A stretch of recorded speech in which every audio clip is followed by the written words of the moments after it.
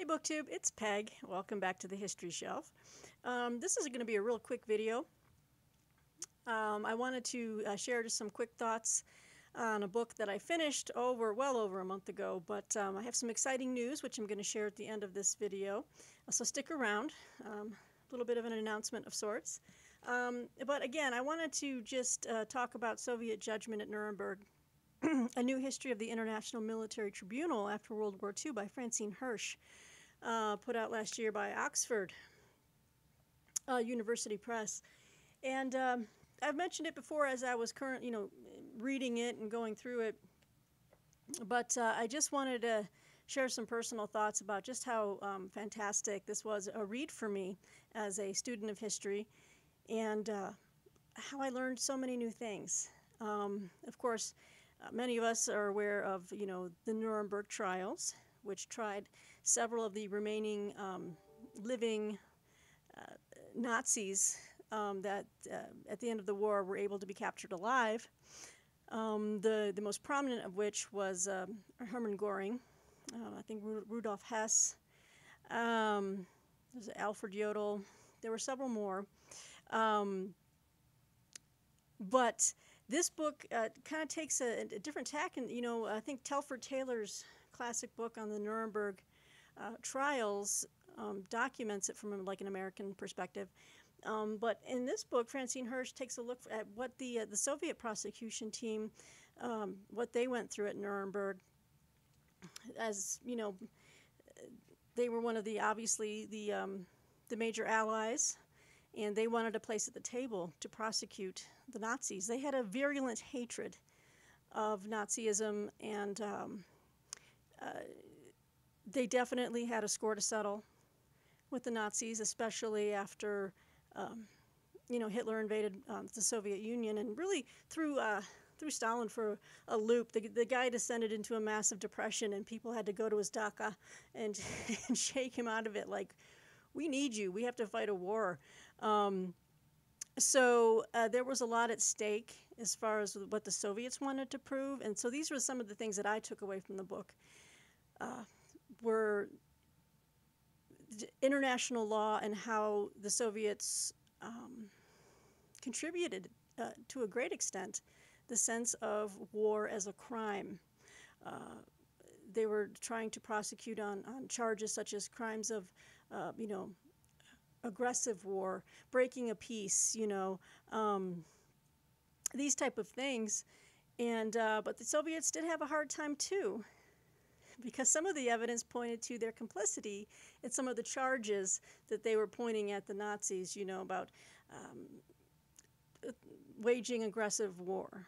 They were always trying to stifle the German-Soviet Union non-aggression pact, because when that came to light, it showed that the Soviet Union and Germany agreed to basically carve up Poland.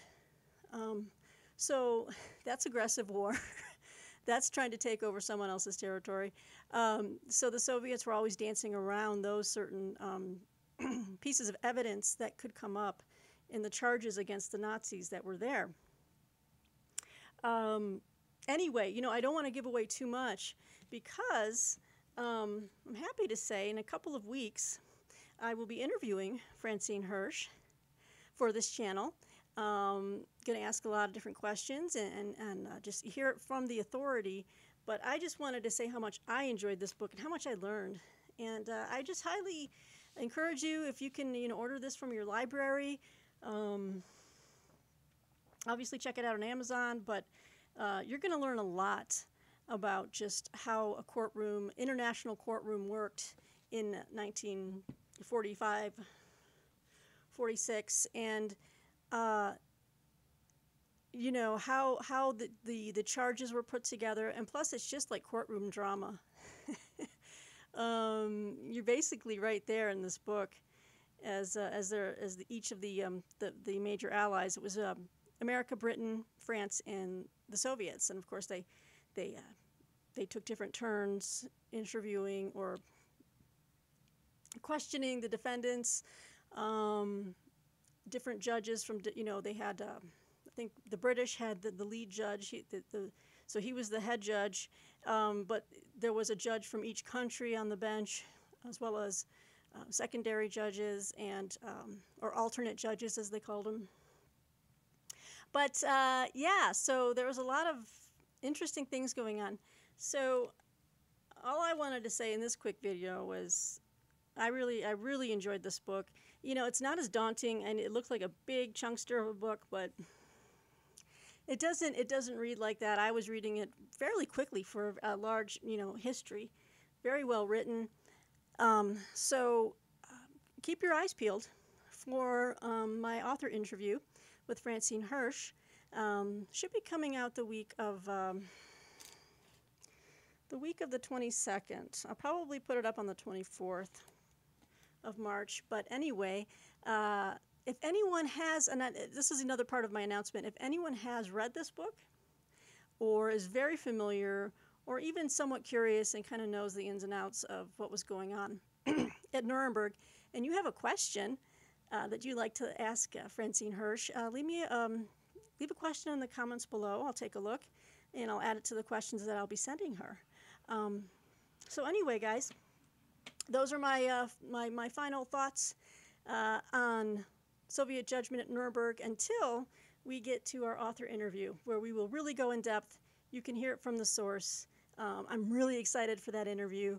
And thanks to Francine Hirsch for agreeing to come on the History Shelf and talk all things Nuremberg and the Soviets. And it's a fascinating history. Okay, guys, so this is probably my quickest video ever. You're welcome. And until next time, we'll see you here back at the History Shelf. Take care, guys. Bye.